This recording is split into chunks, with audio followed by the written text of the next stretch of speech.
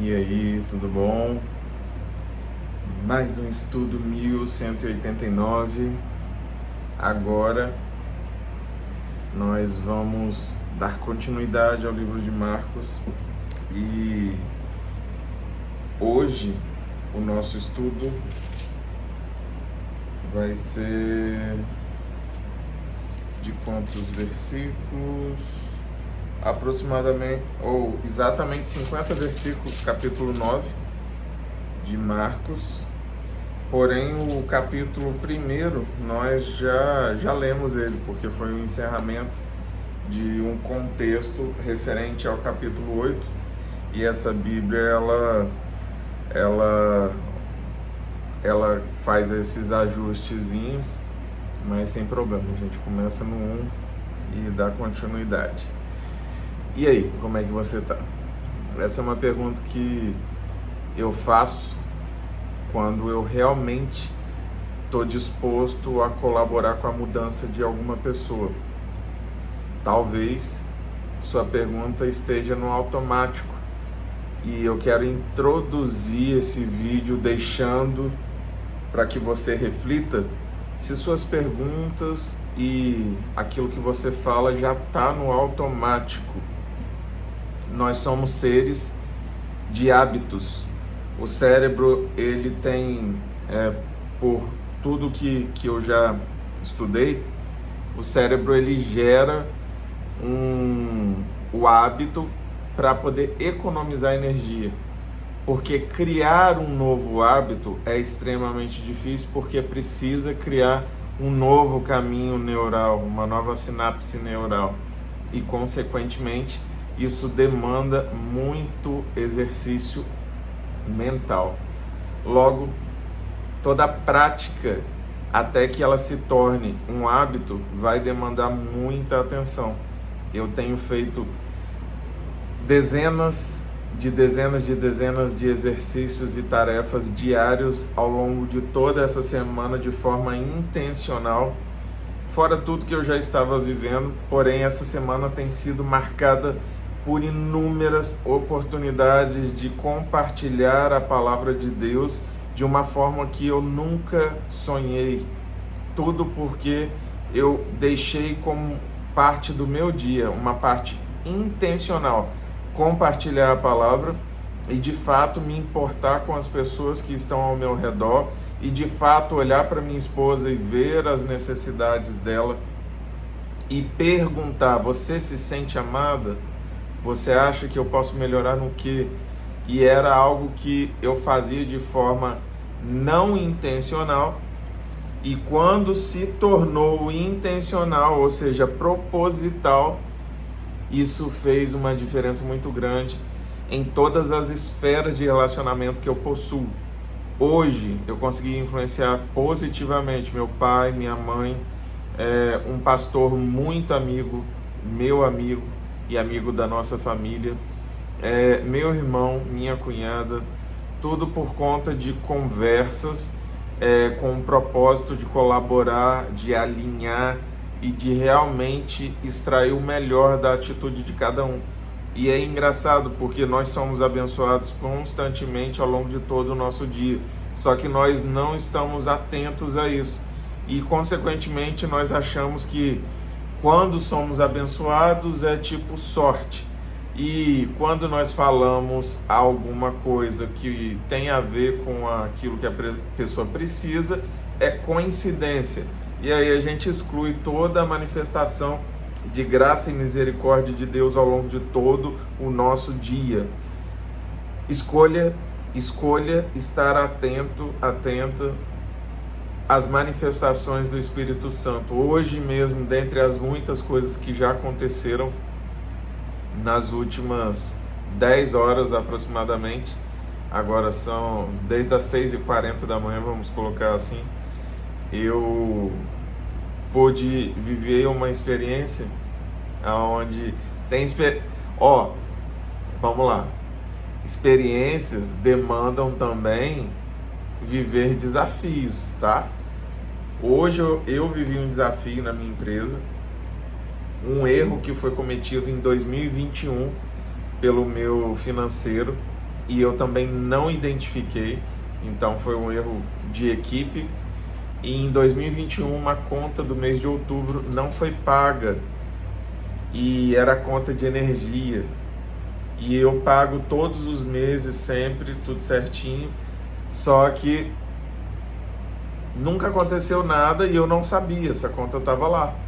E os avisos não foram identificados, a conta eu tiro direto na internet, já pago, então não pago com a conta física.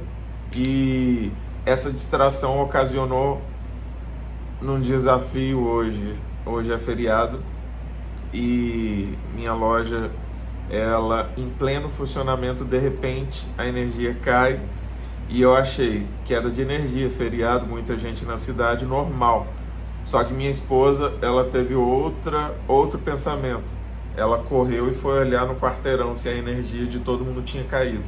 E ela verificou, identificou, descobriu que nós estávamos recebendo um corte de energia no meio da manhã de um expediente, de um dia muito importante de vendas para a nossa empresa. E ela veio e me chamou: amor, vem aqui fora agora. E na hora que eu cheguei lá, o pessoal da Excelsior já estava finalizando o serviço. E para resumir, eu comecei a conversar com a equipe, o pessoal, falei que eu não sabia. E o interessante é que isso aconteceu em 2021. No comunicado que ele me mostrou do sistema dele, não tinha débito, corte por falta de pagamento. O corte era porque não tinha motivo. E ele não poderia cortar, ainda mais numa sexta-feira, num feriado, a minha energia se tivesse o motivo da conta de energia. Por quê? Do não pagamento. Porque eles não podem cortar nas sextas quando é esse tipo de situação. E ele já tinha cortado, e aí foi aquela loucura que liga para 0800, e foi. E eu tive a oportunidade de falar uma coisa para aquela equipe. Eu falei: eu posso exercitar algo que eu tenho feito ao longo da minha semana com vocês? Aí eles: sim, eu quero agradecer vocês. Aí eu fui e peguei na mão de um deles, que era quem estava comigo, o outro estava mais à parte, ele até parou assim, e tratei eles com toda a educação. Foi uma conversa muito civilizada, sem estresse, sem se exaltar, graças a Deus, nem da minha parte, nem da parte dele. E eu falei com ele: obrigado pela oportunidade de exercitar em mim, matar um pouco de mim, matar um pouco do meu orgulho, porque eu tenho estudado e o orgulho se manifesta de 26 formas diferentes. E se eu não estivesse muito atento a isso, talvez eu não estivesse aqui tendo esse diálogo com você. Muito provavelmente, talvez eu estivesse irritado e te culpando, ou tendo uma postura equivocada. Mas eu quero te agradecer porque você está me dando a oportunidade de exercitar a minha tranquilidade, a minha consciência, o meu domínio próprio. E aí foi interessante porque isso gerou uma conexão muito abençoada. E essa conexão abençoada gerou nele a identificação, porque na mesma hora o braço dele começou a arrepiar e ele falou assim: meu Deus, hoje eu estava conversando com meu parceiro, falando que todo dia eu tento matar o velho, eu fico me renunciando, porque eu tenho vontade de fazer isso, fazer aquilo, mas eu não faço. E eu tenho uma célula na minha casa. Eu falei: eu também tenho. E nós começamos a conversar, descobri que somos irmãos em Cristo.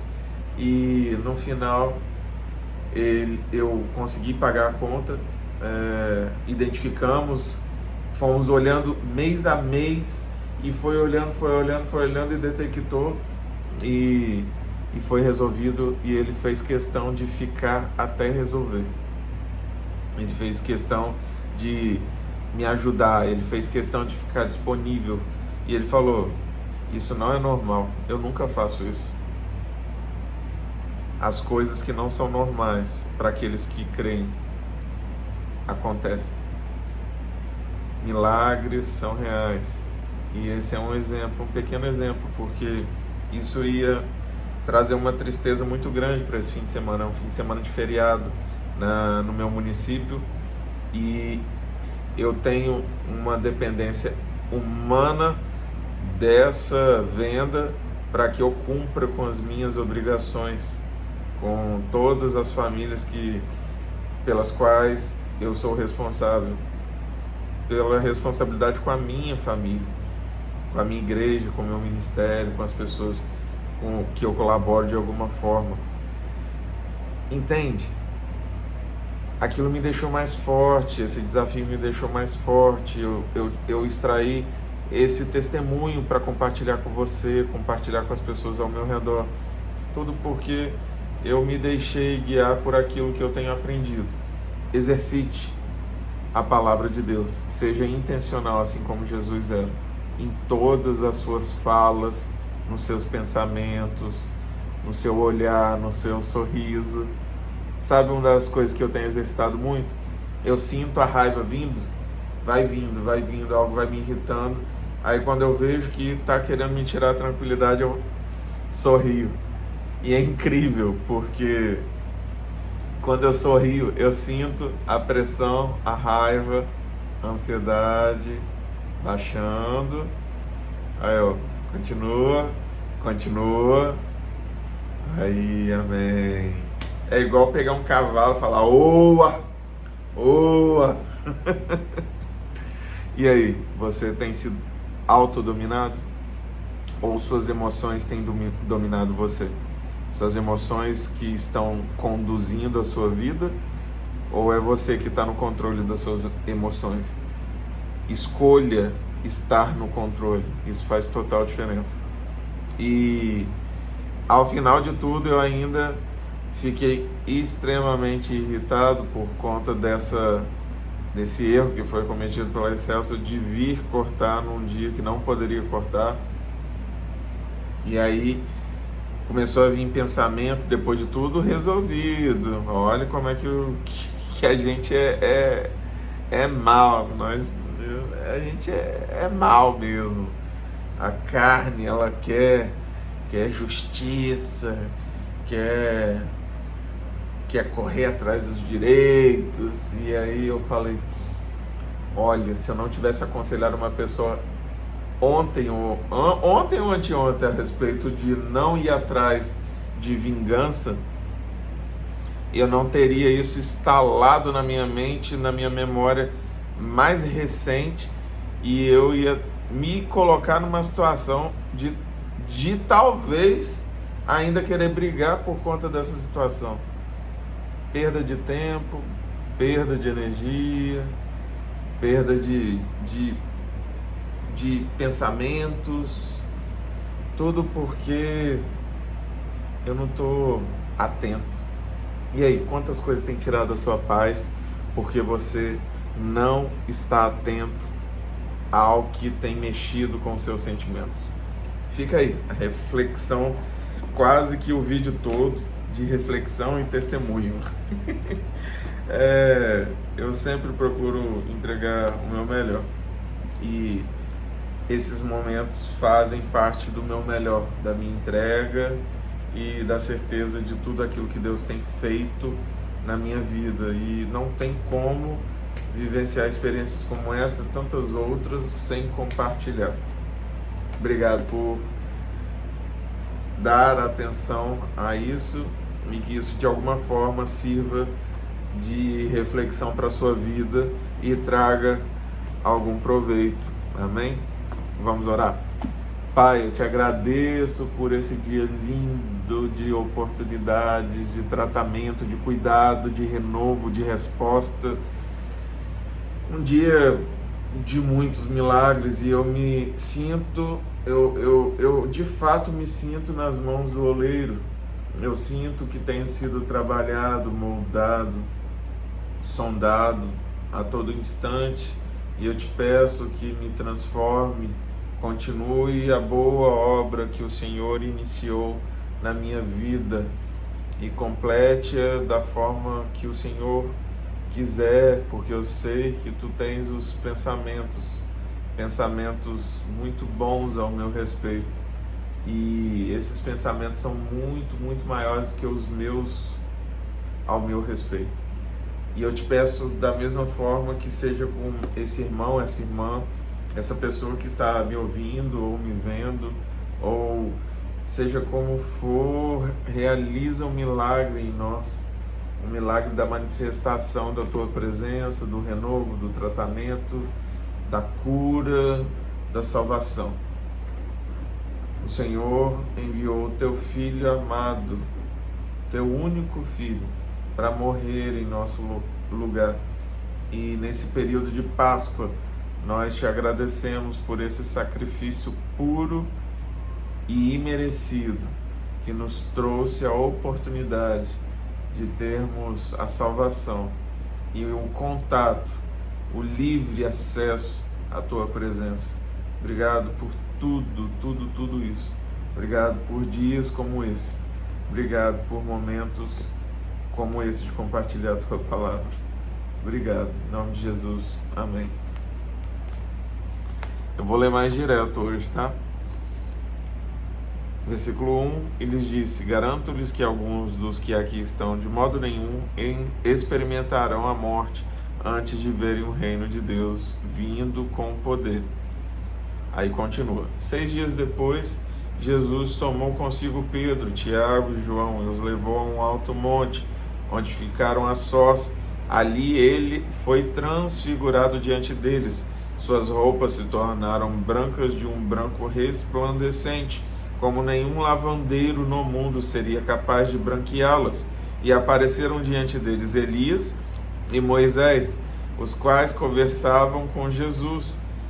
Que conversa foi essa que não foi falada? Tinha que ter sido detalhada. Gente, Elias, que foi transladado, Moisés, que um anjo veio buscar o corpo dele, estavam ali diante deles. Esses homens viram.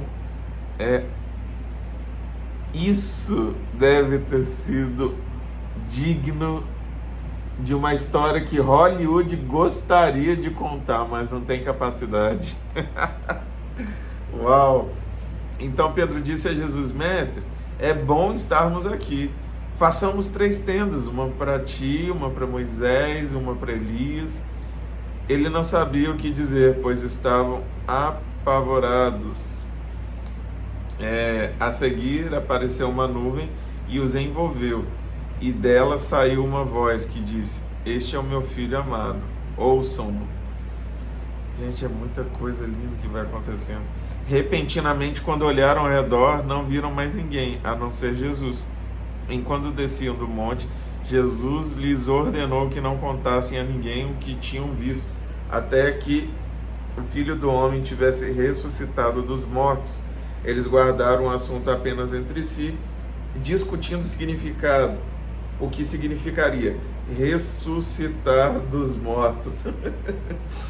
E lhe perguntaram: por que os mestres da lei dizem que é necessário que Elias venha primeiro? Jesus respondeu: de fato, Elias vem primeiro e restaura todas as coisas. Então, porque está escrito que é necessário que o Filho do Homem sofra muito e seja rejeitado por desprezo. Vamos lá de novo, esse versículo aqui ele é um pouquinho complexo de ler. Jesus respondeu: de fato, Elias vem primeiro e restaura todas as coisas. Então, por que está escrito que é necessário que o Filho do Homem sofra muito e seja rejeitado com desprezo? Mas eu lhes digo, Elias já veio e fizeram com ele tudo o que quiseram, como está escrito a seu respeito. Esse trecho é um trecho bem complexo, porque fala sobre promessas, fala sobre a parte histórica daquilo que tinha sido deixado como revelação. Então, nesse trecho aqui, eu vou deixar para que vocês reflitam e busquem mais informações, porque Eu queria saber o que eles conversaram, mas não está aqui. Fala sobre essa questão de Elias. Aí Elias já veio agora, vai vir no Apocalipse, e tem umas histórias aqui que conectam com o Apocalipse, conecta lá com o tempo passado. Eu já ouvi uma ministração que quando Moisés estava lá na sarça e Elias estava em sei lá onde, eles estavam conectados no Kairos para falar com Jesus, ou seja, é muita informação, então vou ficar com o texto e depois a gente estuda melhor. Quando chegaram onde estavam os outros discípulos, viram uma grande multidão ao redor deles e os mestres da lei discutindo com eles. Logo que todo o povo viu Jesus, ficou muito surpreso e correu para saudá-lo. Perguntou Jesus: o que vocês estão discutindo? Um homem no meio da multidão respondeu: Mestre, eu te trouxe o meu filho que está com um espírito que o impede de falar. Onde quer que o apanhe, jogam-o no chão. Ele espuma pela boca, range os dentes e fica rígido. Pedi aos teus discípulos que expulsassem o espírito, mas eles não conseguiram. Respondeu Jesus: ó geração incrédula, até quando estarei com vocês? Até quando terei que suportá-los? Tragam-me um menino. Gente, Jesus, eu já falei, ele não era bonzinho, ele era justo. E sempre que ele tinha oportunidade, ele dava uma puxada de orelha no pessoal e deixava claro: vem cá, vocês não estão entendendo não? É sério. Então, eles trouxeram. Quando o pastor vem disciplinar com todo amor, tem ovelha que quer dar cabeçada no pastor? E se fosse Jesus? A questão é que o pastor vem muitas vezes com o coração movido por aquilo que Deus falou. Outras vezes não, mas cabe a você respeitar essa autoridade que Deus colocou na sua vida e que você aceitou, ok? E eles respeitavam Jesus. Nunca vi ninguém batendo de frente com Jesus, não. Só Pedro que tentou falar: não, Jesus, vai não vai morrer não. Aí Jesus: tá querendo me impedir, Satanás? Para trás de mim, né? Sai da minha frente. Vamos lá. Respondeu Jesus isso, aí mandou trazer o menino. Então eles trouxeram. Quando o espírito viu Jesus, imediatamente causou uma convulsão no menino. Este caiu no chão e começou a rolar, espumando pela boca. Jesus perguntou ao pai do menino: há quanto tempo ele está assim? Desde a infância, respondeu ele. Muitas vezes esse espírito tem lançado no fogo e na água para matá-lo. Mas se podes fazer alguma coisa, tem compaixão de nós e ajuda-nos. Se podes, disse Jesus, tudo é possível àquele que crê. Uau! Aquele homem provavelmente já tinha perdido a fé porque trouxe aos alunos de Jesus e esses não conseguiram fazer nada. E é muito interessante porque eu não tenho resposta de tudo. Acabei de falar sobre algo aqui que eu consigo compreender, mas é difícil de explicar. Não se preocupe, se você se relaciona com Deus, Ele vai te explicar. Ele vai revelar talvez para você. Eu ainda não consegui ter uma revelação ao ponto de conseguir transmitir. E para o outro vai ser mais fácil, para o outro mais difícil. E é por isso que nós precisamos andar juntos, a fim de que geremos essa fé uns nos outros. Eu tenho vivido essa experiência de andar em companhia de pessoas que me ajudam a ter mais fé, mais certeza, maior compromisso com a palavra e com os princípios e valores que Deus tem ministrado ao meu coração.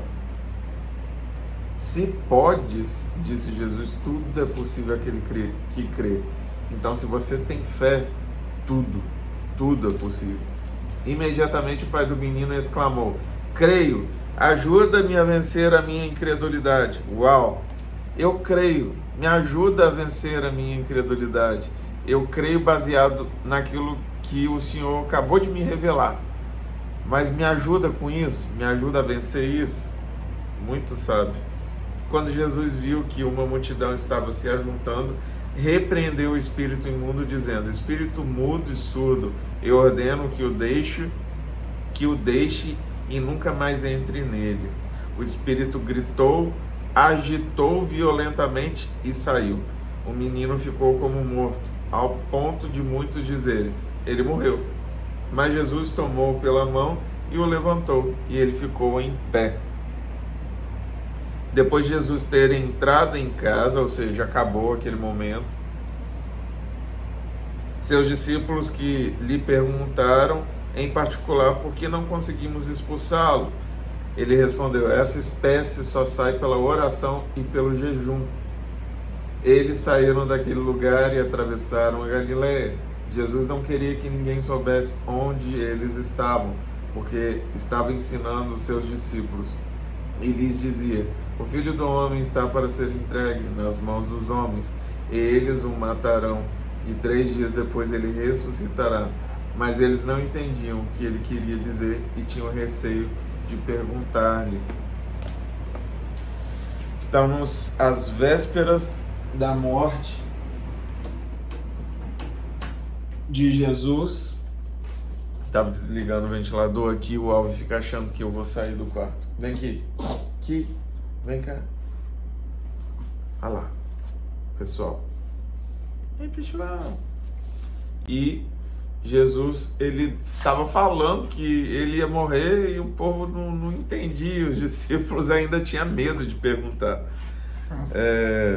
Eu fico imaginando quantas coisas que Jesus ensinou e por medo de perguntar, essa galerinha não aprendeu.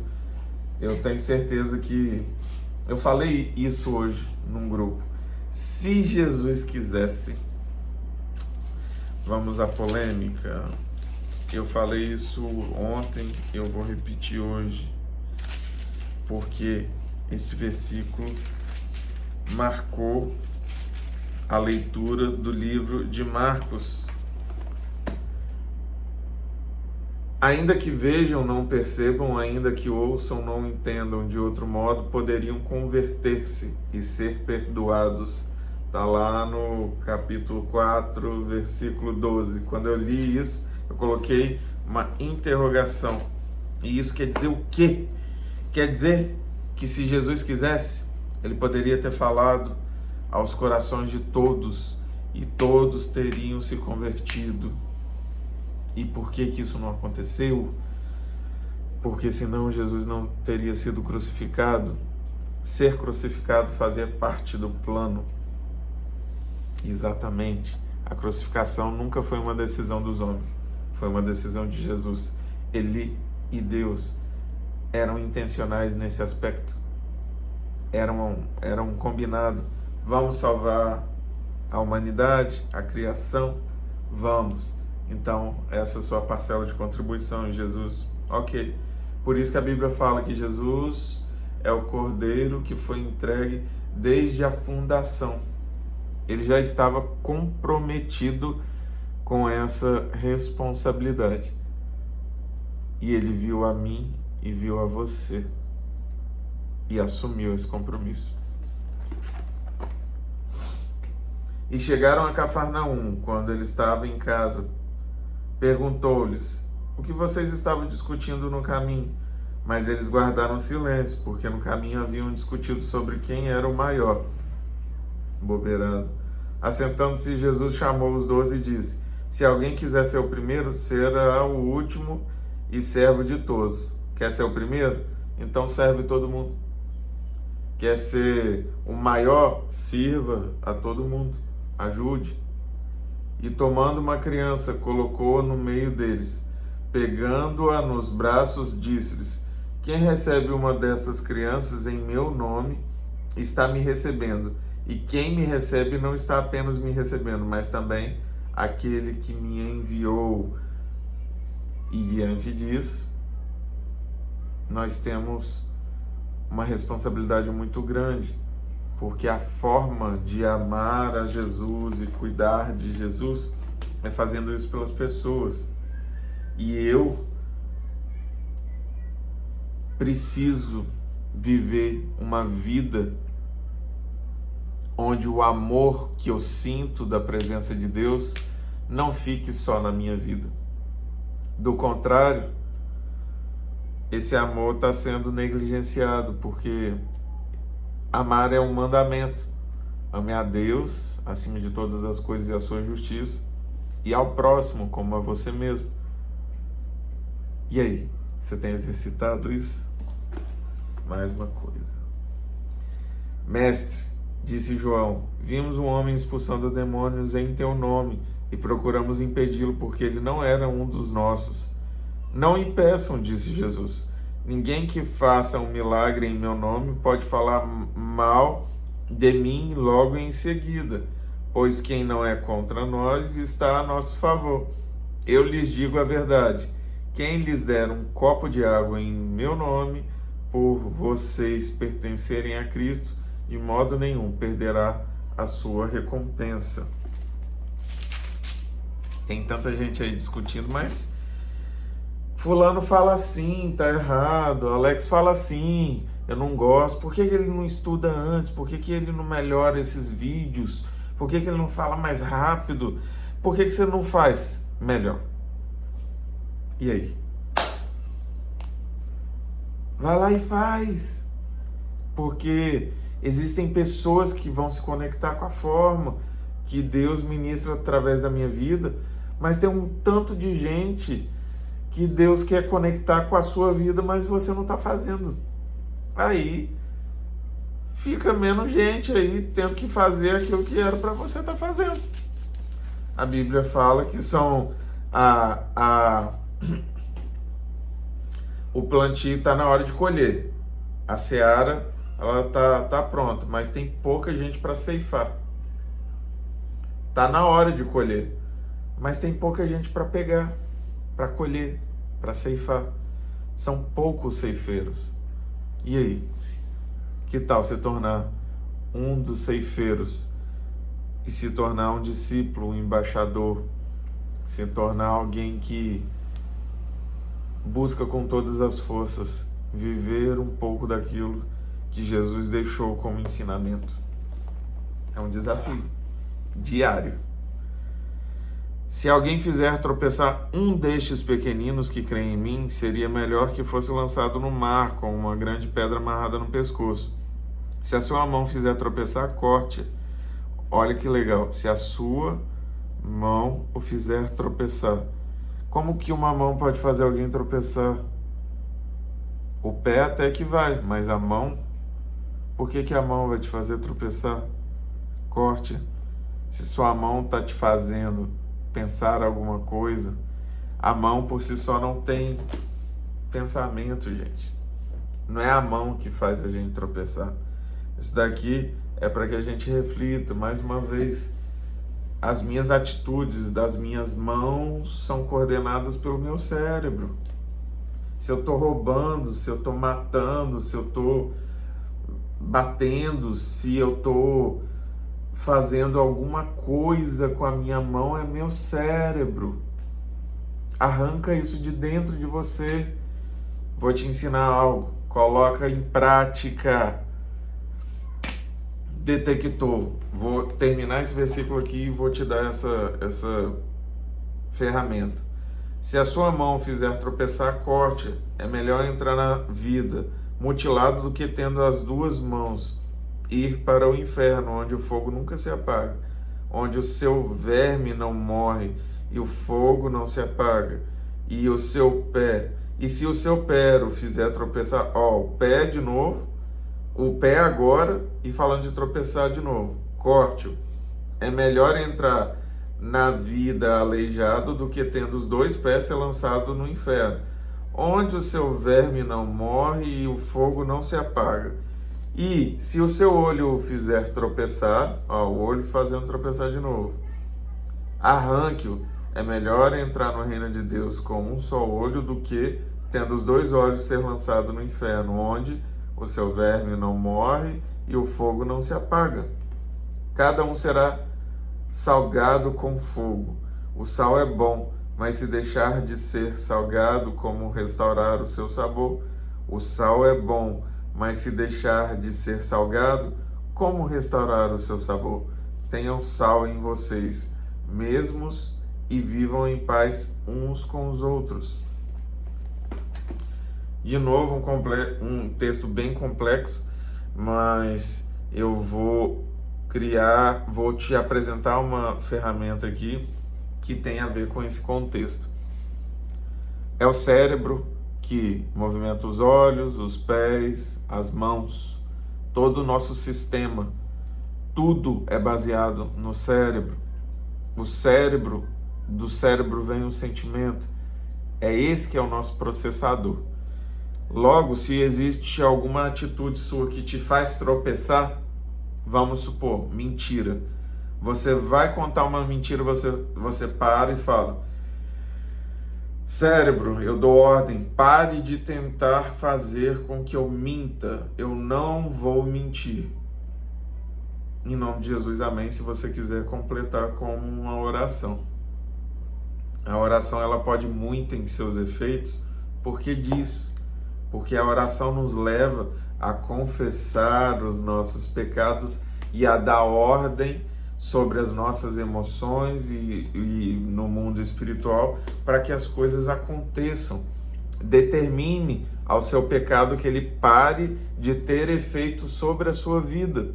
Fale: pensamento de prostituição, eu dou ordem a você que pare em nome de Jesus. Cérebro, eu não quero que você pense sobre esse assunto.